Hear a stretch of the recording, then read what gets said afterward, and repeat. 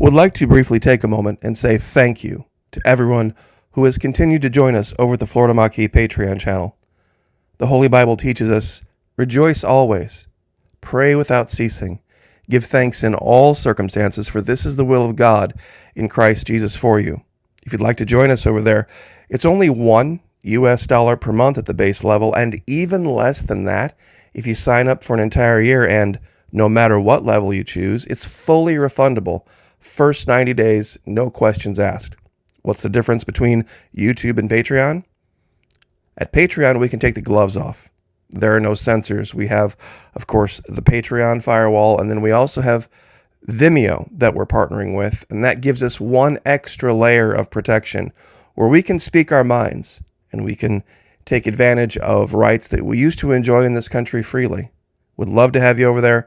There are hundreds of exclusive videos, never before seen here on YouTube.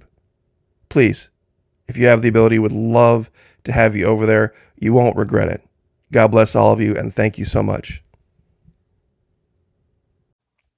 Something completely non-controversial, but interesting nonetheless. Now, I know many of you have not seen all of my videos on Antarctica and think that a lot of this is just, it's shadow and it's ear reaching and stuff. One thing that put all of that to rest a long time ago, and many haven't seen that video, was when we discovered these cable and tunnel structures in this region right here. What made them different is I would find these long, perfectly straight lines that ran either 0 to 180 or 90 to 270 all across this continent. Pardon the notification. And it was just very strange that all of these lines would be on those two vectors. But they were anecdotal. I'd find one here, one there, one over there. But then in this region, I found 6 of them in parallel like this that were crossing these 2 other ones. And something was revealed here. What we revealed is that the distance in between these was exactly 3 miles. Now, those who haven't been in the Navy wouldn't know the significance of that, but that's exactly 1 league. These are exactly 1 league apart, and when I went back through to find all of the different cable and tunnel structures, they began and they ended in multiples of leagues. The distances. It's a very ancient form of measure, and so what we're looking at here is probably something that might have been set up hundreds, if not thousands of years ago.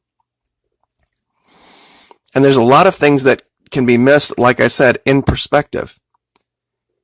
This is what we did the last time. You look straight down at this, and you see just this vast sheet of white. There's nothing here. But of course, when you change your perspective, and you look at it from a different angle, all of a sudden, things look very different. What you see are channels. Some people might have looked at these and said, they're just breaks in the icebergs. Well, when you look at them closely, really they're breaks that have land bridges here and here. And that looks like a dock there.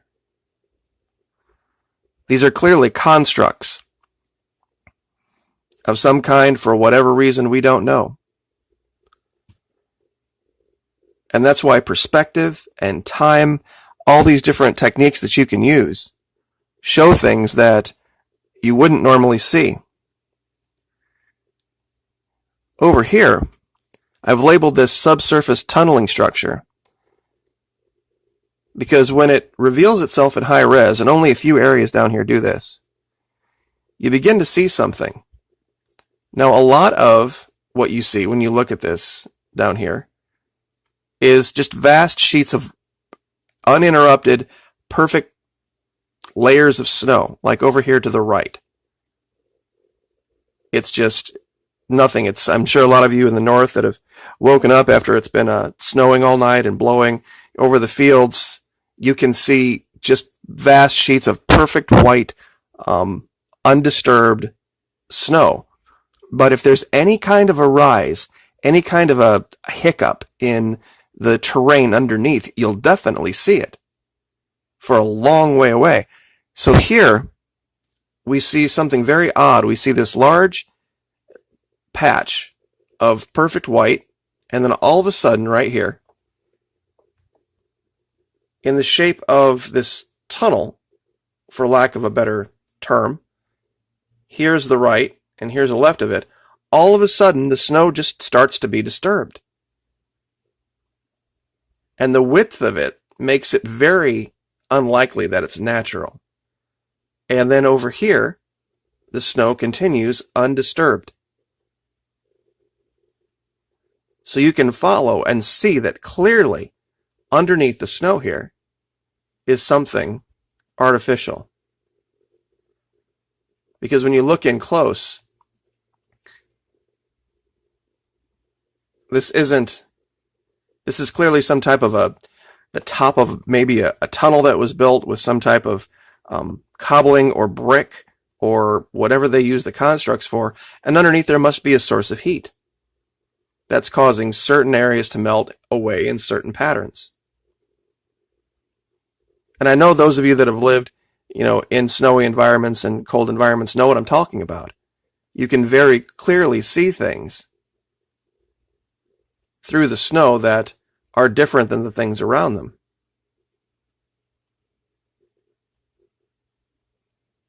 And this is just one of a great many that we have found. I'm going to scroll through here and see if we can find a few other things for some of the newer folks that maybe they hadn't seen before. Because there's just so many of them. I mean, there's 90-degree structures and paths and roads and trails. We'll try this one. Let's see if we have this set up for the right year. When you look in closely along the side of this mountain, you can see what look like ancient pathways and trails, because you can see these in areas we know to be inhabited around the world.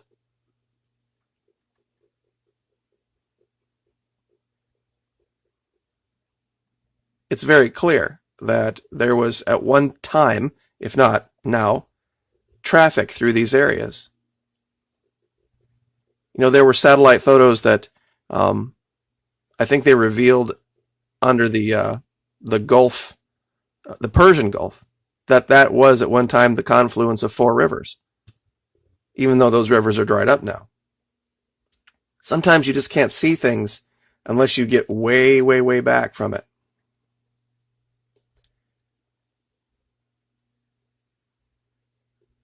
One second, just scrolling through here. There was one specific one I wanted to show people.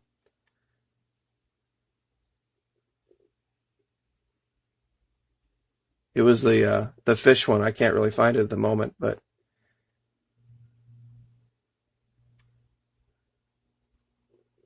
let's see if this is it.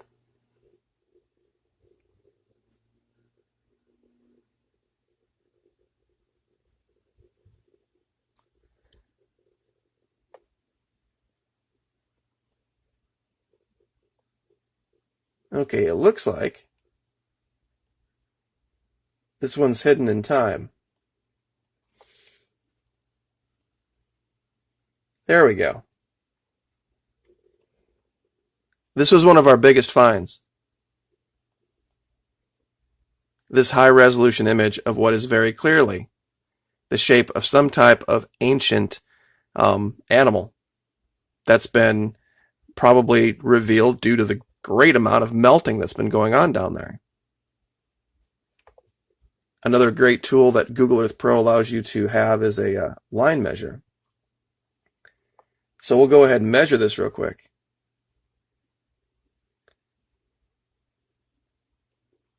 And we will bring it down to feet. 640 feet long. I know that seems like it's probably out of the realm of possibility, but in the past we are finding all sorts of things that we didn't think could possibly be. So, anyway, I will leave it there, but Trust me, there is a lot more to find down in Antarctica than what you might naturally think if you just look at things straight on. You guys have a great day. Would like to briefly take a moment and say thank you to everyone who has continued to join us over at the Florida Maquis Patreon channel. The Holy Bible teaches us, rejoice always, pray without ceasing, give thanks in all circumstances, for this is the will of God in Christ Jesus for you. If you'd like to join us over there, it's only $1 per month at the base level, and even less than that if you sign up for an entire year, and no matter what level you choose, it's fully refundable. First 90 days, no questions asked. What's the difference between YouTube and Patreon? At Patreon, we can take the gloves off. There are no censors. We have, of course, the Patreon firewall, and then we also have Vimeo that we're partnering with, and that gives us one extra layer of protection where we can speak our minds and we can take advantage of rights that we used to enjoy in this country freely. Would love to have you over there. There are hundreds of exclusive videos never before seen here on YouTube. Please, if you have the ability, would love to have you over there. You won't regret it. God bless all of you, and thank you so much. There was, at one time, a civilization down here. There may very well still be. Maybe living under the ice, maybe living underground, who knows? But there's a mixture down here of things that we see that are clearly hand of man, modern man, and things that look like maybe hand of ancient man. Now, recently, I've found something that has been perplexing me for a while, but I think it gives us another insight. It's this idea of these cables that I had found, and I have them marked out here in red. How they always went directly east-west or directly north-south, almost every single one of them. And they would appear in some areas and then disappear in other areas. And it was really hard to figure out what they might be. We don't find them in places that are like America, for example, or Europe. I looked all over and you can't find these. But looking over here, just off what they call the Oats Coast, I found a series of them that started to show a pattern. I found these 3 distinct cable sections, and of course I'll link all this. And what it showed is that these cable sections, these east-west running cable sections, are 15 kilometers apart exactly. Now, I've never seen any modern mapping system or military mapping system that blocks things out in 15 kilometer by 15 kilometer units. It's a very odd, I guess, determinate size. It just doesn't seem to make any sense. And they are right on the money at 15 kilometers. And like, for example, this is 15, this is 15. I couldn't find any evidence, but up here, there's one at 45. So clearly, at some point in here, underneath all of the hiding, there's 2 more. Now, I did some searching, and I did some research on this 15-kilometer paradigm. If we assume that the east-west are 15 kilometer and the north-south are 15 kilometer, it would give you a square, 15 by 15, which would of course be 225 square kilometers. So I looked up what is the significance of 225 square kilometers. Well, I found something.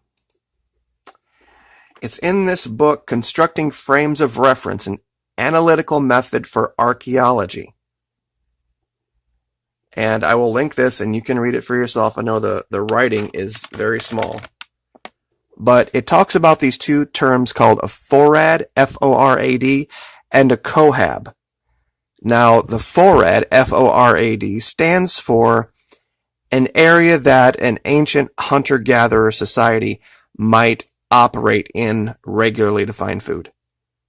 basically, I guess what they're saying is that 15 kilometers each direction would represent the maximum distance of ancient peoples. And I just want to show you that here real quick, where they mention this. Cohab is the actual size of size of the group of people. And it says here, Table 7.13 records the mean foraging radius for male and female work parties in very different environmental settings, because the terms of the group size model being constructed require that I produce a single value from the combined record of male and female foraging activities. I use the mean of the female 6.66 kilometers, and male 9.9 kilometers foraging radiuses. The combined mean value of 8.28 kilometers applies to the radius of the circle encompassing 215.38 square kilometers, or 2.15 100 square kilometer units. Since this figure is itself an approximation, I have chosen to accept as the standard a circle forming the boundary of a 2.25 100 square kilometer units, or 225 square kilometers. So this very well might be what they're doing. They found something down there. They found evidence of ancient man, and they're going block by block by block by block to get as much information as they can. And this is, and like I said, you can read about this for yourself. A cohab is a measure of a group of people, represents 20.47 persons. Kind of an odd measure, but serves as a standard in terms. And then the forad is, of course, the size that I just mentioned. So anyway, I know it's not horribly, horribly exciting news, but I'm going to continue to look into this. And once again, this very well might be the issue of what they're hiding. Because I am sure they would want, and by they, I mean other scientists and the world, would want there to be a complete lifting of the ban on travel down here. And I think they're afraid that some of these sites might get contaminated and they can't do their work. If they do, people coming down here trying to get stuff to put on eBay or treasure hunters or whatever else. Now, I mean, you can debate the, philosophical righteousness, I guess, for lack of a better term, of barring people and banning people from travel to certain areas. And I guess I can see both sides of the argument, but it does explain a lot. It really, really does. And it's not super, like I said, super exciting, but it does piece together the puzzle. And I'll show you this real quick. I found, this is the first cable here. And cable is just a term. This is just a line they're using to delineate this. And I measured up to the next one I found here, and it was right on, literally right on 15 kilometers to this one. And I know the guy said 15 kilometers circle, but I think they have to deal with what they're dealing with. Down here, they have to block this off. They can't block it, of course, off in circles. That would be ridiculous.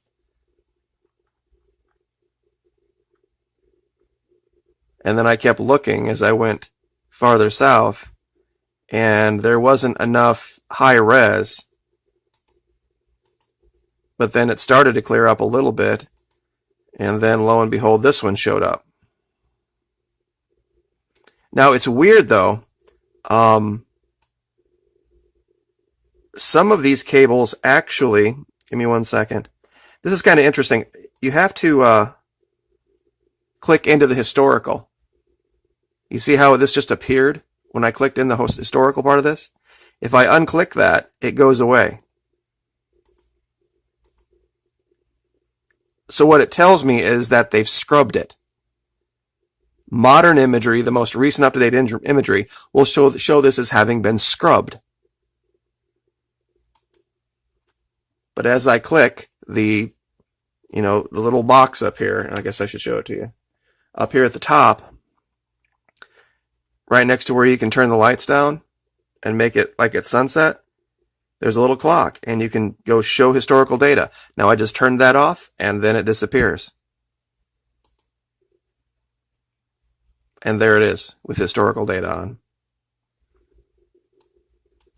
But like I said, one of the strange things is that these cables, especially the longer ones, actually have some curvature. Because the line that I'm drawing, the red one, is perfectly straight. But if I draw them trying to run parallel, as you can see, my line is straight and that line crosses it. It crosses it once there, and then it crosses back over as I move down the line here. So it isn't straight.